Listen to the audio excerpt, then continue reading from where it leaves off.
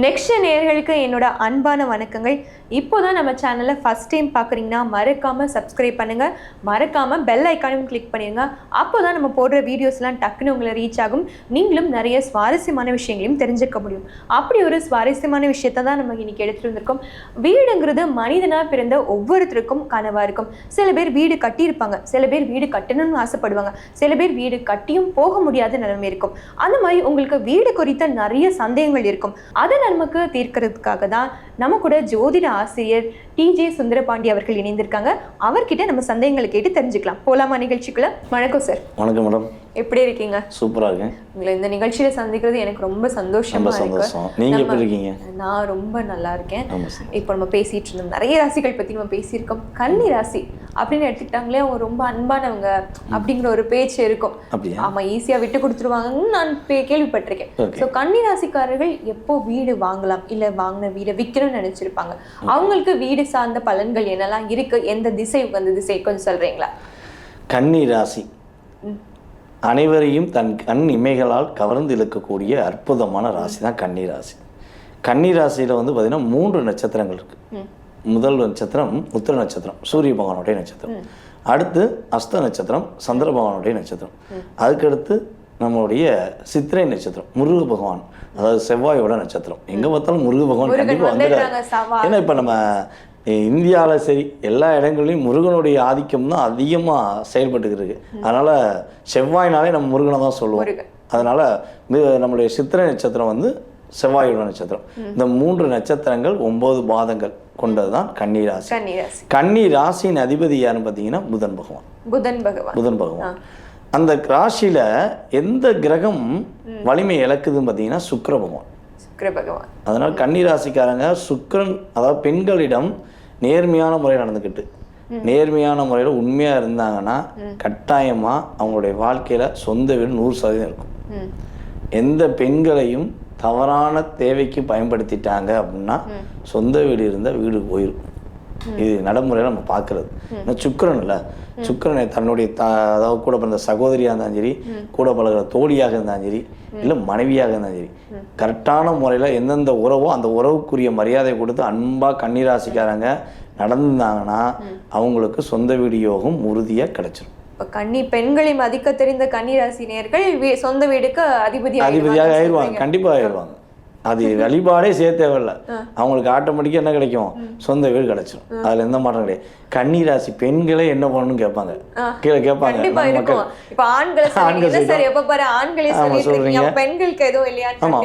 கன்னிராசி பெண்கள் என்ன பண்ணணும்னா உறுதியாக வெள்ளிக்கிழமை சுக்கிர ஓரை வரும்பொழுது தன்னுடைய கணவனுக்காகவோ அல்லது தன்னுடைய சகோதரனுக்காகவோ தீபம், நல்லெண்ணெய் தீபம் வீட்டில் ஏற்றி வழிபாடு செஞ்சாங்கன்னா உறுதியாக அவங்களுடைய வாழ்க்கையில் சொந்த வீடு கிடைப்பதற்கான ஒரு பாக்கியம் இயற்கையாகவே உண்டு.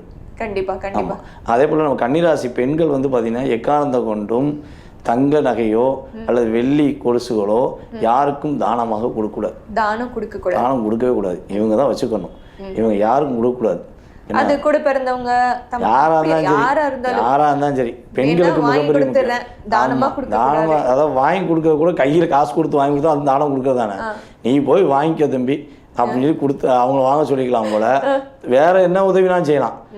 ஆனா இவங்க அந்த நகை வாங்குறதுக்குரிய உதவிகளை செய்வதை தவிர்த்துவது ரொம்ப ரொம்ப நல்லது. பெண்களுக்கு இதான் முக்கியமான விஷயம். இதை கரெக்டாக ஃபாலோ பண்ணாங்கன்னா அவங்க என்ன ஆகும், சொந்த வீடு ஆட்டோமேட்டிக்காக இவங்களுக்கு கிரக ரீதியாக இயங்கிடும். சரியா? இப்போ கன்னி ராசிக்கு 4ஆம் இடம் யாருன்னு பார்த்தீங்கன்னா நம்மளுடைய தனுசு. தனுசு தான் நம்மளுடைய கன்னி ராசிக்கு 4ஆம் இடம், குருவோடைய வீடு. அப்போ மற்றவர்களை மதிக்க கற்றுக்கிறோம். கன்னிராசிக்காரங்க சொந்த வீடு வேணுங்கும் போது மற்றவர்களை மதிக்க கற்றுக்கணும். இது வந்து இவங்க நம்ம சொல்லவே தேவையில்லை. மற்றவர்கள்ட்ட அன்பையும் பாசத்தையும் அதிகமாக கொட்டி வழங்கிட்டு தன்னுடைய வாழ்க்கையை அதை ஒரு என்ன செய்யனே தெரியாமல் முடிச்சுக்கிருக்கவங்க தான் கன்னிராசிக்காரங்க. அதையும் தாண்டி இன்னும் அன்பு அதிகமாக வச்சாங்கன்னா அவங்களுக்கு வீடு உறுதியாக கிடைக்கும் அப்படிங்கிறது உண்மை. நம்ம கன்னிராசிக்காரங்களுக்கு சொந்த வீடு வேணும். எனக்கு சொந்த வீடு வாங்கணும் என் லட்சியம், நான் வாங்கிறதுக்கு என்ன வழிபாடு செய்யலாம் அப்படின்னு கேட்டாங்கன்னா கன்னி ராசிக்காரங்க நரசிம்மர் வழிபாடு செய்வது மிகப்பெரிய உத்தமம். நரசிம்மர் வழிபாடு சுவாதி நட்சத்திரம் வரும் நாளில் சுவாதி நட்சத்திரம் வரும் நாளில் அவங்க வீட்டு பக்கத்தில் உள்ள நரசிம்மரை போய் இவங்க வழிபாடு செஞ்சாங்கன்னா உறுதியாக அவங்க சொந்த வீடு வாங்குவதற்கான அமைப்பை நரசிங்கமூர்த்தி நரசிங்க பகவான் உறுதியாக கொடுத்துருவார். இப்போ நீங்க சொன்னீங்க இல்லையா, நம்ம மற்ற ராசிகளுக்கெல்லாம் பேசியிருக்கோம், வீட்டுல பிரச்சனை வருது வீடுனால. இப்போ ஒரு சிலருக்குலாம் கணவன் மனைவி கூட பிரச்சனை இருக்கும், ஒரு சிலருக்குலாம் வீட்டுல குழந்தைகள் கூட பிரச்சனை இருக்கும். அந்த மாதிரி கன்னி ராசிக்காரர்களுக்கு எந்த மாதிரி பிரச்சனைகள் இந்த வீடு சார்ந்து வரும்?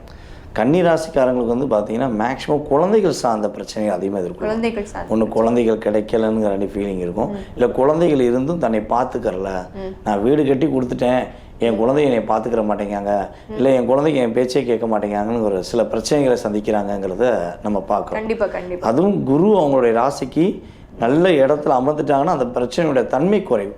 அதே குரு கெட்டு போயிருந்தாலோ இல்லை குரு பகவான் மற்ற பாவ கிரகங்களுடைய தொடர்பில் இருந்தாலோ உறுதியாக கன்னிராசிக்காரங்களுக்கு குழந்தைகள் மூலமாக சில பிரச்சனையை சந்திக்க வேண்டிய சூழ்நிலை ஏற்பட்டுறதுன்னு பார்க்கும். ஸோ அப்போ அவங்களுடைய வீடு வாஸ்துலேயுமே வந்து பார்த்திங்கன்னா கரெக்டாக போர் போடுறாங்க பார்த்தீங்களா, அது போர் வந்து எங்கே போட்டிருப்பாங்கன்னா ஒன்று கன்னி மூலையில் போட்டிருப்பாங்க, இல்லைன்னா வந்து பார்த்திங்கன்னா வடகிழக்கு மூலையில் போட்டிருப்பாங்க. ஸோ அந்த திசையில் போட்டதுனால தான் இவங்களுக்கு என்ன ஆகும்னா தன்னுடைய செயல்பாடுகளை மற்றவங்களுக்கு புரிய வைக்கிறதுக்காண்டி பல முயற்சிகள் எடுத்தும் புரிய முடியலன்னு சொல்லி தோற்றுக்கிட்டே இருக்க வேண்டிய சூழ்நிலை ஏற்படும். அப்போ இவங்க வந்து ஒவ்வொரு செவ்வாய்க்கிழமையும் சரியாக 5 மணிலேருந்து 6 மணி வரையும், செவ்வாய்க்கிழமையில் சாயங்காலம் 5 மணிலேருந்து 6 மணி வரையும் நல்லெண்ணெய் தீபம் போட்டு இவங்க வழிபாடு செஞ்சாங்கன்னா அந்த வாஸ்து பிரச்சனை வந்து வெளியே வந்துடுவாங்க. சரி, இப்போ நீங்கள் வீட்டுக்குள்ளே இருக்கிற பொருட்கள் பற்றி சொன்னீங்க. இப்போ நீங்கள் போர்ன்னு சொன்னதுனால நான் கேட்குறேன், துளசி மாடம் இருக்குது, இல்லை கார்டன் இருக்குது, இல்லை கார் பார்க்கிங், கார் நிறுத்துற இடம், பைக் பார்க்கிங் அப்படின்னு வச்சுக்கலாம். அதுக்கும் இதுக்கும் ஏதாவது சம்மந்தம் இருக்கா? இங்கே தான் கார், இந்த திசையில தான் நீங்கள் கார் நிறுத்துற மாதிரி இருக்கணும், கிணறு இந்த திசையில தான் இருக்கணும், துளசி மாடம் வைக்கிறது இப்படி தான் இருக்கணும், இல்லை கால்நடைகள் வைப்பாங்க அதுவும் இந்த திசையில தான் இருக்கணும், வீட்டு பக்கத்துலேருந்து இவ்வளோ தள்ளி இருக்கணும் அப்படின்னு ஏதாவது இருக்கா? கரெக்டாக இல்லை. அதாவது நம்மளுடைய வீடு அமைப்புன்னு வந்துட்டாலே ஒவ்வொரு பகுதிக்குமே ஒவ்வொரு வலிமை உண்டு. கண்டிப்பாக கண்டிப்பாக. இப்போ வந்து போரை கொண்டு போய் அவங்க கன்னி மூலையில் போட்டுதான் வச்சுக்கோங்களேன், போர் போட்டு அடுத்த செகண்ட் அது வீடு கட்ட முடியாமல் போயிடும்.